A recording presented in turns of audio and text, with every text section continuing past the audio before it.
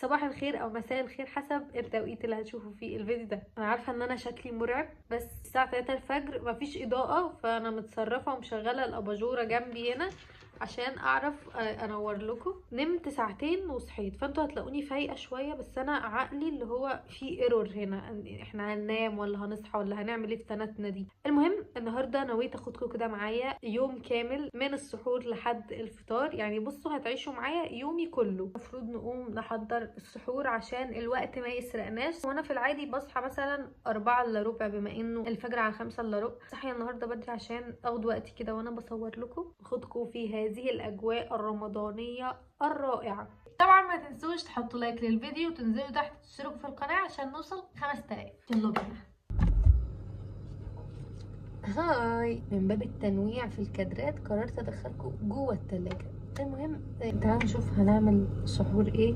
بصوا انا اول حاجه بروح لها في السحور علبه المربى وعلبه العسل، ونجيب بقى جبنه لو في عصير باقي من الفطار نجيبه برضو، وفول. في فول، استنى، نجيب فراوله، في فراوله وفي مخلل مهم برضو. بصوا احنا هنطلع كل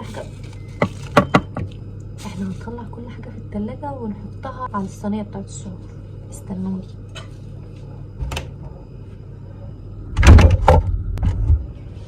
نسيت اهم حاجة، السلطة.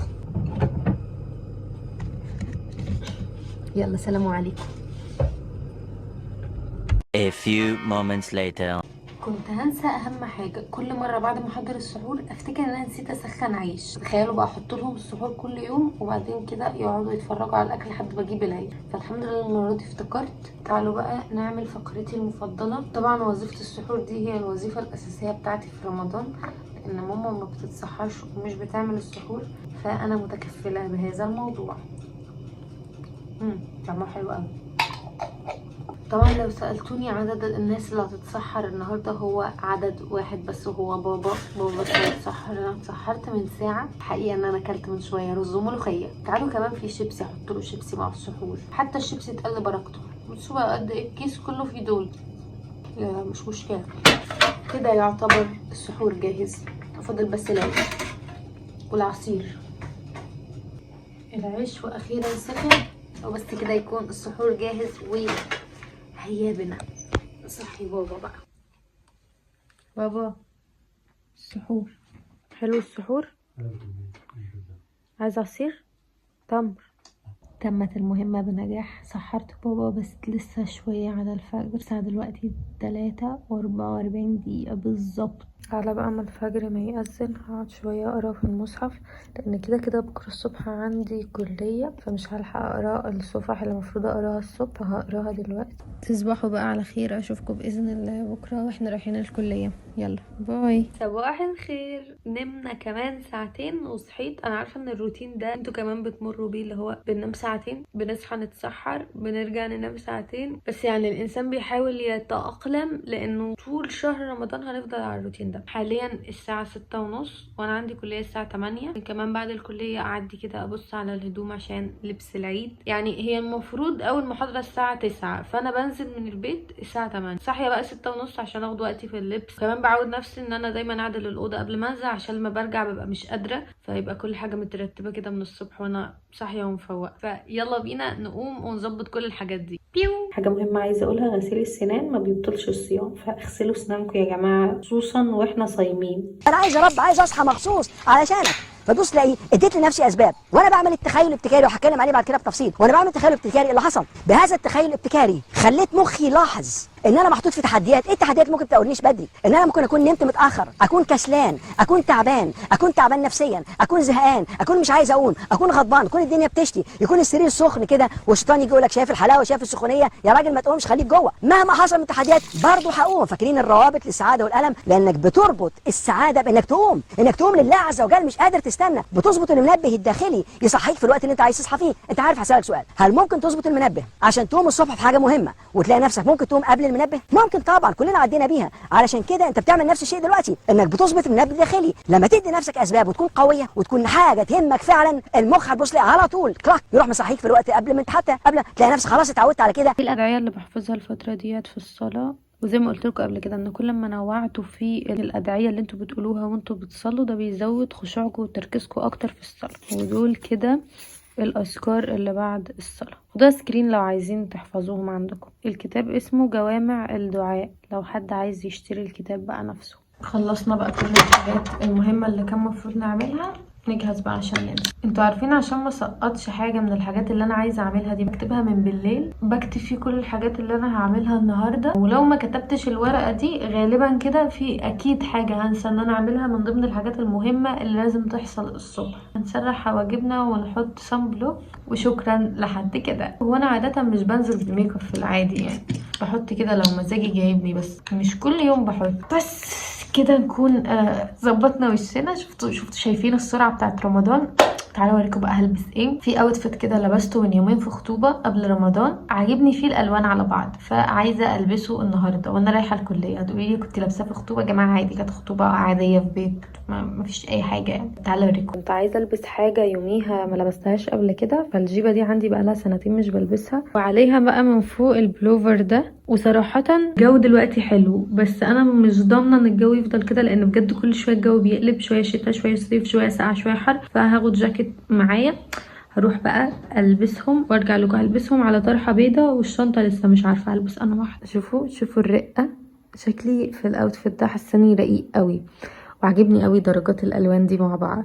قولوا لي رايكم حلو. مش عارفه ليه حاسه ان انا مش هنزل باللفه دي، لان الجو ممكن يكون هواء ودي لما بتطير بيبقى الموضوع صعب قوي. المهم دلوقتي تعالوا نجهز شنطتنا. هاخد الشنطه دي على قد ما هي صغيره وكتكوته، على قد ما هتشوفوني بحط فيها كميه حاجات مش طبيعيه. بصوا بقى، هاخد الصن بلوك بس، وهاخد المصحف الصغير ده جزء واحد، 30 جزء واحد، بيكون صغير ومش بياخد مكان في الشنطه. طبعا نضارتي النظر لاني مش بشوف من غيرها من بعيد، فلازم وانا في المحاضره اكون لابساها.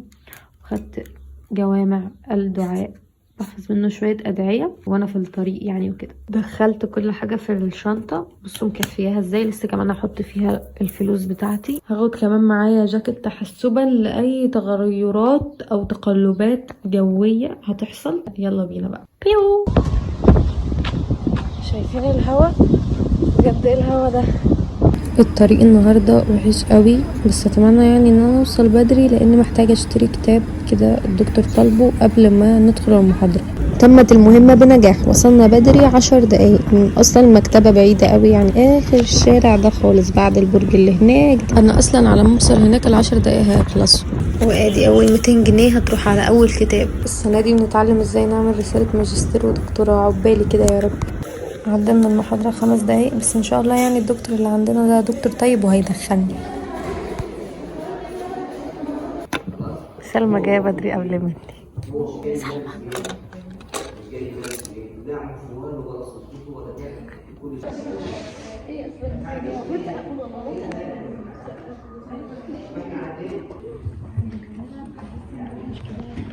كل ده كتاب؟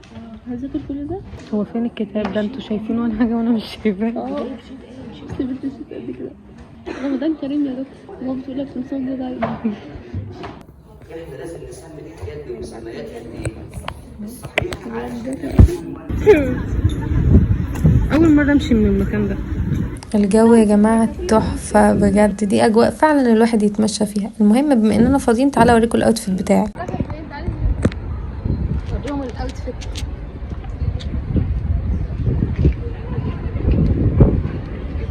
مش عارفة مش باين. احترمي نفسك يا ولادي. احترمي نفسك يا. طب امسكي التليفون وصوري لي الاوتفيت. يا ولد هذا انا عارفة ان هو تيجي نعمل قولي ايه؟ مش طالبة منك حاجة. يلا نخش الجنينة. المحاضرة التانية ويارا قلب نمنومة بتحليلي الشيت. ركزوا بقى مع هذا الكتكوت الهادئ اللي كمان شوية مش هيكون قاعد على البنش وهيبقى واقف على المدرج بيشرح للطلبة. مثلا المدير بتاع المكان ده وشوف هو فعلا مناسب للشروط اللي انا عايزه احققها ولا لا. طب كده بالنسبه لكم الجوده والاعتماد مرتبطين ببعض ولا لا؟ بجد شفتي حتى عارفين ان هم غلطانين بجد. عايزين نحلق على سلمى عشان سلمى النهارده هتتخانق مع اصحابها. جايه اوريكم بكل براءه الاوتفيت للمره المليون واقول لكم قد ايه ان هو عاجبني. بس طبعا يارا واقفه بره مش طايقاني. شويه هتيجي تجيبني من الطرح دي دلوقتي. يلا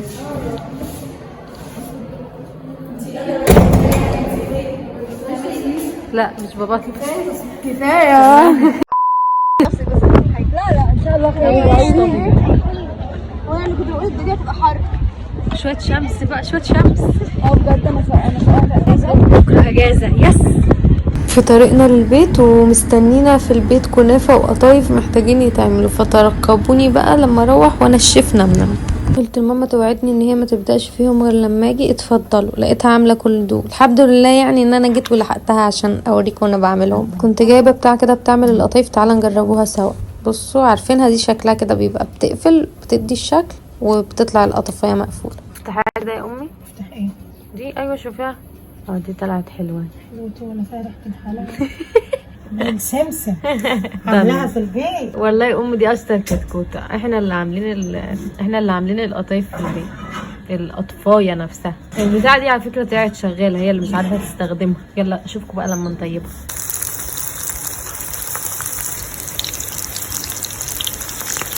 في مسلسل حريم السلطان لما كانوا يقولوا هيحطوا قطر للحلويات، اهو ده بقى، هو ده القطر.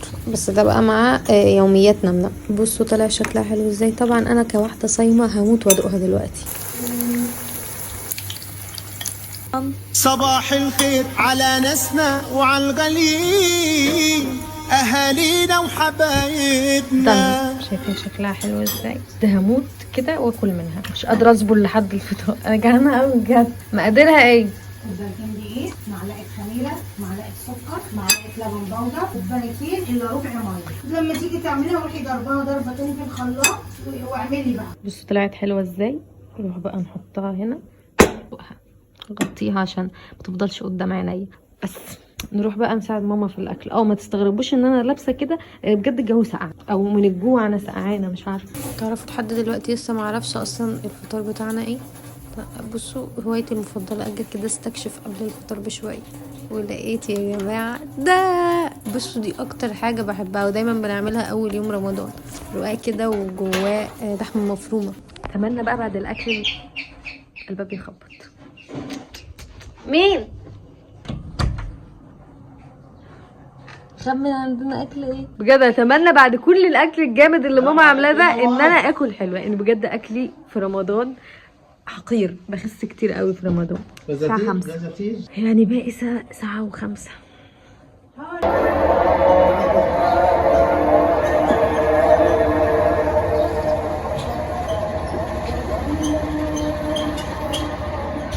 كان لازم اعبر عن نفسي واوريكم دوري في التوضيب الفطار بشكل عملي، وهو زي ما انتم شايفين كده بالظبط، مش محتاج شرح. وطبعا انا بصور لكم ده عشان اعلمكم اصول صب العصير خصوصا في رمضان.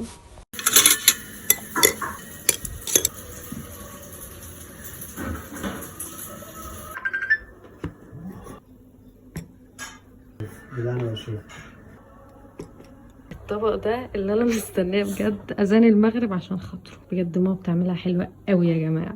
حطها هنا جنب طبقي. حطها بجد.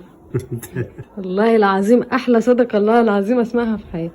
ماما بجد قال صدق الله العظيم. بسرعه بسرعه بسرعه نجيب رامز بقى عشان نلحق الحلقه من اولها. نكتم بقى ده بس. طبعا عشان انا عضو فعال ومختلف في الاسره فمعمول لي عصير مانجا.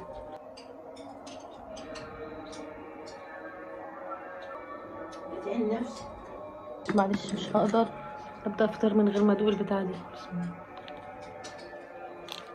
الله. Later. تم بحمد الله نسف الاكل.